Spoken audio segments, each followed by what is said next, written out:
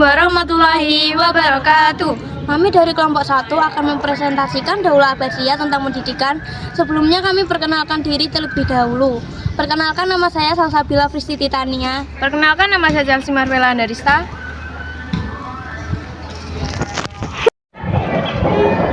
Proses pendidikan sebenarnya telah berlangsung sepanjang sejarah dan berkembang sejalan dengan perkembangan sosial budaya manusia di bumi.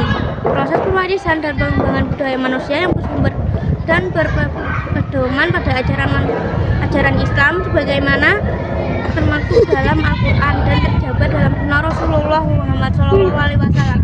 Berbicara mengenai pengembangan pendidikan Islam, setidaknya dibagi dalam 5 periodisasi, yaitu periode pembinaan pendidikan Islam pada masa Nabi Muhammad SAW, pendidikan pertumbuhan pendidikan. Proses pendidikan sebenarnya telah berlangsung sepanjang sejarah dan berkembang sejalan dengan perkembangan sosial budaya manusia di bumi. Proses pewarisan dan pengembangan budaya manusia yang bersumber dan berpedoman pada ajaran Islam sebagaimana termaktub dalam Al-Quran dan terjabar dalam Sunnah Rasulullah Muhammad SAW.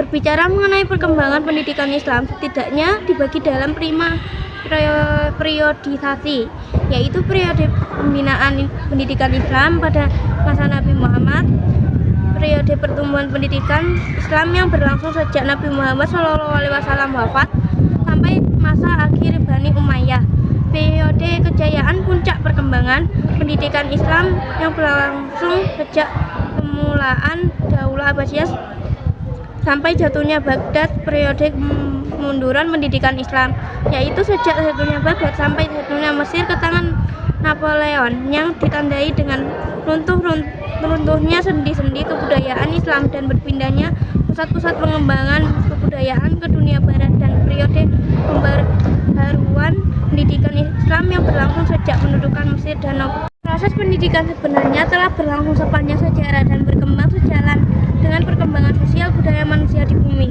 Proses pewarisan dan pengembangan budaya manusia yang bersumber dan berpedoman pada ajaran Islam sebagaimana termaktub dalam Al-Quran dan terjabar dalam Sunnah Rasulullah Muhammad SAW.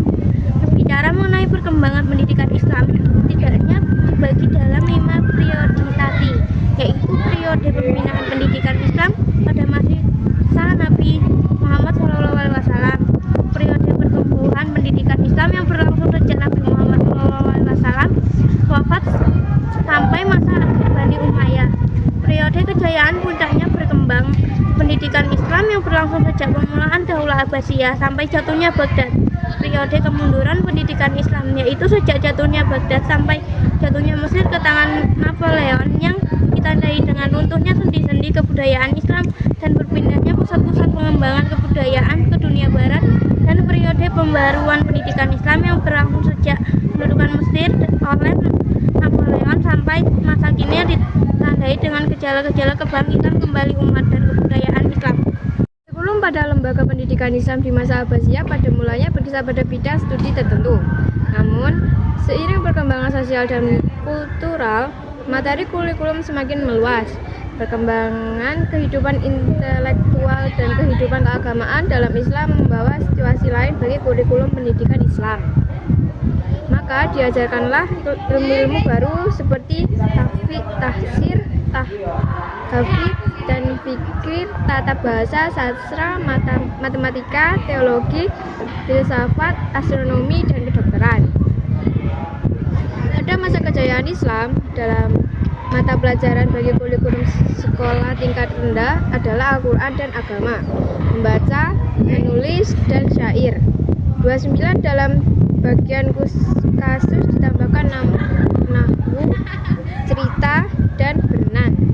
Dalam kasus-kasus lain dikhususkan untuk membaca Al-Quran dan mengajarkan sebagian prinsip-prinsip pokok agama. Sedangkan untuk anak-anak amir dan pengusaha, kurikulum tingkat rendahnya semakin berbeda, yaitu ditegaskan pentingnya pengajaran kitabah, sejarah, cerita perang, cara-cara pergaulan, di samping ilmu-ilmu pokok seperti Al-Quran, syair, dan fikih. Kurikulum pendidikan Islam pada masa Daulah Abbasiyah didominan oleh ilmu-ilmu agama. khususnya pelajaran. Selain Al-Quran, hadis juga merupakan mata pelajaran yang paling penting karena merupakan sumber agama kedua setelah diminati oleh para penuntut ilmu. Bukti dengan banyaknya kelas-kelas hadis. Sekian dari kami. Wassalamualaikum warahmatullahi wabarakatuh.